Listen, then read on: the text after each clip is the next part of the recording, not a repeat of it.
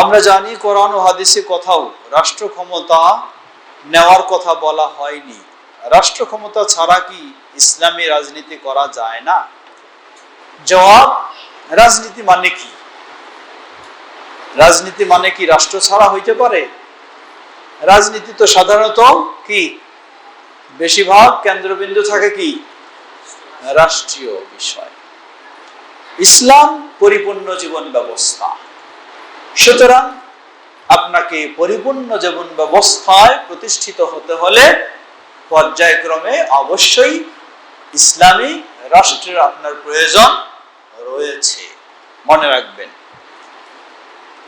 কিন্তু সমস্যাটা কোথায়? আপনি ব্যক্তি ঠিক না করেই যদি আগে রাষ্ট্র ঠিক করতে যান, তাহলে আপনি ব্যক্তি ঠিক করতে পারবেন না। এজন্যই রাসূলুল্লাহ সাল্লাল্লাহু আলাইহি ওয়াসাল্লামের পথ ও পদ্ধতি হলো আগে ব্যক্তি ঠিক করা, তারপরে সেই ব্যক্তিদের মাধ্যমে কি হবে?